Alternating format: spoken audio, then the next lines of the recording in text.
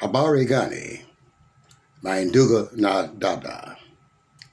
This is your brother, your elder, General Abu Amin Ra.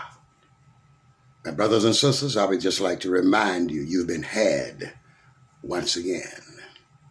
You've been tricked with the narrative on this presidential selection of candidates.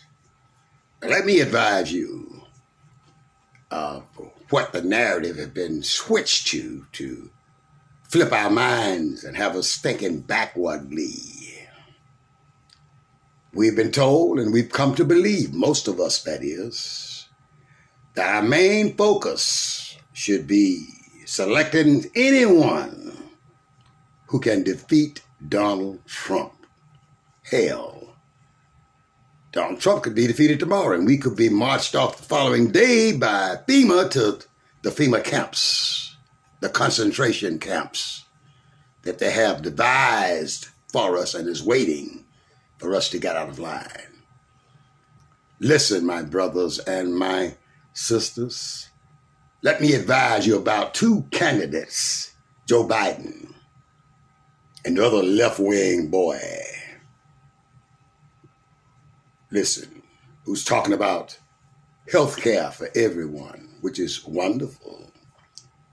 But my brothers and sisters, first of all, let me advise you that our goal, our intent should have been black liberation and anything that advances that cause. Now here they presented us with two candidates, and one has delayed his candidacy. Now let me paraphrase the position of both of these candidates on what should be the most important item that black people who are brought into slavery and exploited economically, physically, for over 300 years without receiving just compensation, who are due reparations by any definition, anywhere in the world.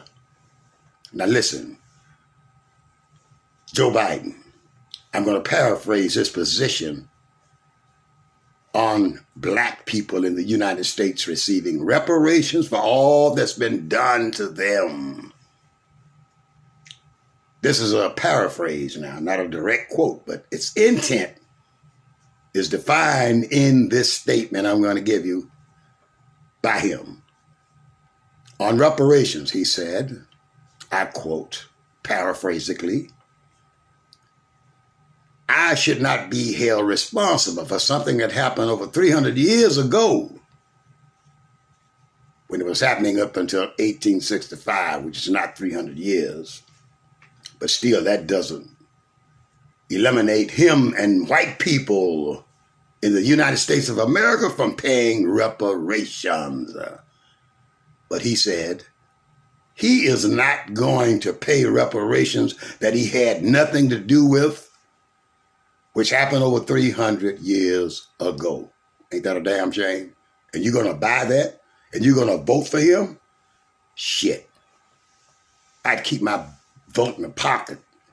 I flush it down the toilet because that has more meaning than voting for Joe Biden.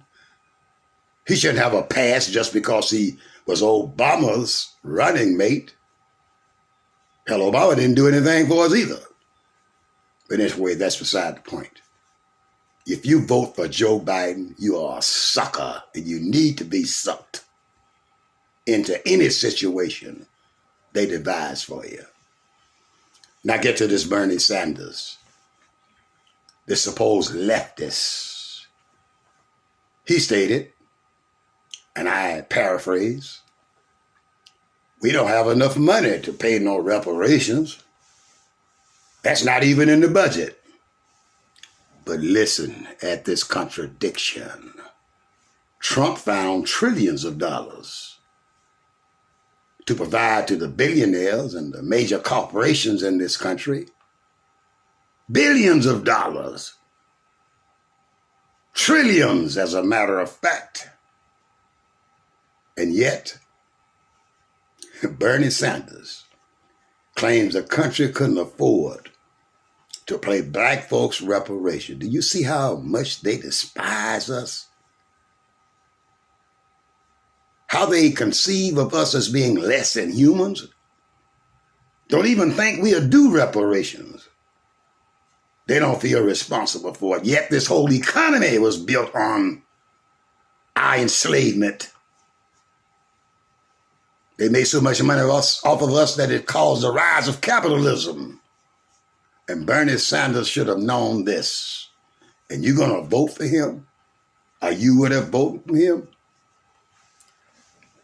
I'm merely bringing you this information to show you how stupid some of us have become. We bought the narrative. Any candidate matters as long as he can defeat Donald Trump. This is an awful situation to be in. My people, my people, my people, you need to wake up and do the right thing. Keep your vote in your pocket. Let them know you're not voting unless Biden or whoever runs has a platform that will provide reparations. Otherwise, what good does it do you? It doesn't matter who's in the White House. You're going to still be marginalized. So my brothers and sisters, please, wake up and do the right thing. Once again, peace. And Hotep to you, my Induga Nadada.